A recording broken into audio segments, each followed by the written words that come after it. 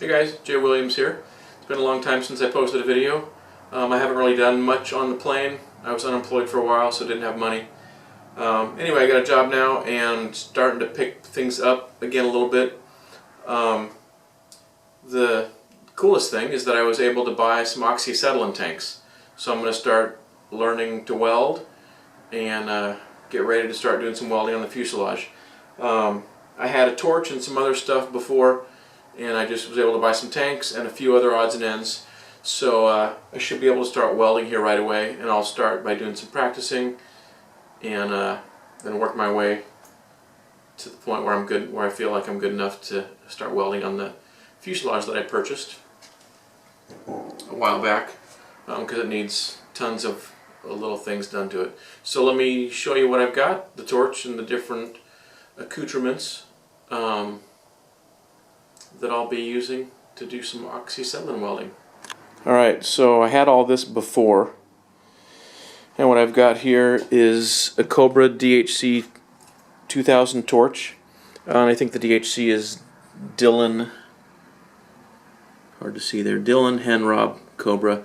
Dylan, I think, is the name of the guy that invented it. I think he's an Australian, and then Henrob, I think, bought the rights to it. Anyway, you can read some of that history online. So that's the torch, and got a bunch of tips from, let's see, it's a number 0, and then 0.5, and 1, and then I think that's 1.5, 2, 3, and actually, let's see, the way they marked these is not perfectly consistent. There's like a 2.5, and or maybe 1.5 and 2.5. Anyway, and then check valves, and this would be, I think, like for heating copper pipe if you need to braze it or something, or maybe for soldering. Some tip cleaners and a wrench, and let's see, this copper tip is for cutting. So you use the same torch for welding and for cutting. You don't have a separate cutting torch. And this little button right here sends a bunch more oxygen into the torch for cutting. And you got some wheels here that you can mount to it so you can get a nice straight cut. So I'll play around with that. Actually, that's maybe the first thing I'll do. Some people say mount the check valves at the torch. Others say mount it at the regulators. Some people don't use flash arresters. Some people do. So some people say when you turn off the torch, turn off the oxygen first, then turn off the acetylene. Some say turn off the acetylene first, then the oxygen. So there's a lot of conflicting information out there, which is kind of annoying.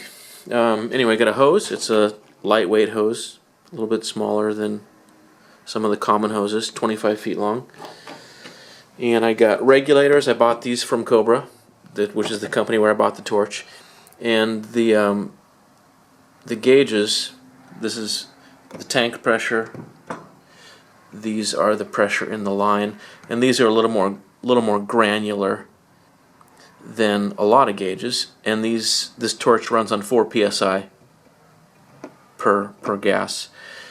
So the granularity on here will make it really easy to dial 4 psi in. Some gauges, they go up to huge numbers, so it's really tough to dial in a specific psi with any kind of precision, or a low psi with any precision.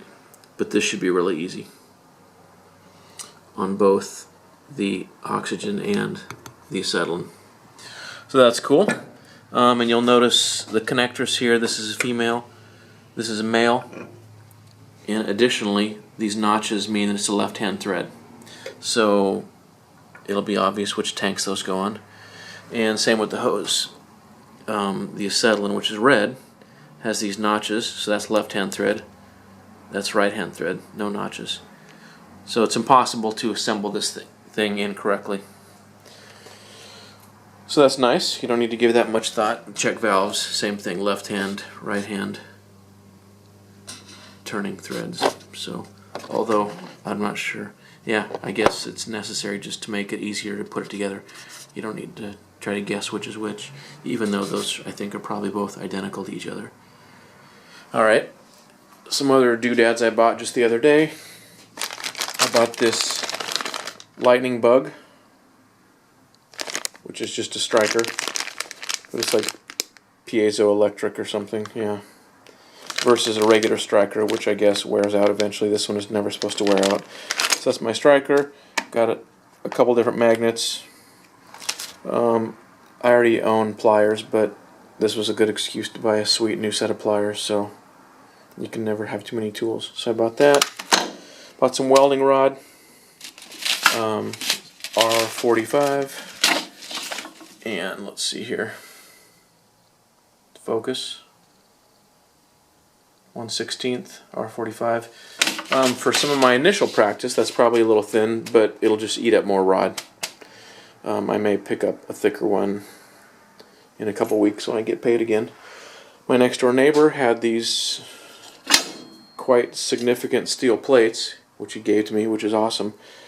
I'll use the cutting torch on these. That's probably 3/16 thick, so I'll cut these into some more manageable pieces. This is probably 18 inches long. Probably cut those in half and maybe even into a few smaller pieces, and then practice welding on those. I'll do that in a separate video. And what else do I have? I got the tanks over here. So these are the tanks. I think this is 140 cubic feet and the acetylene's 150, if I recall correctly.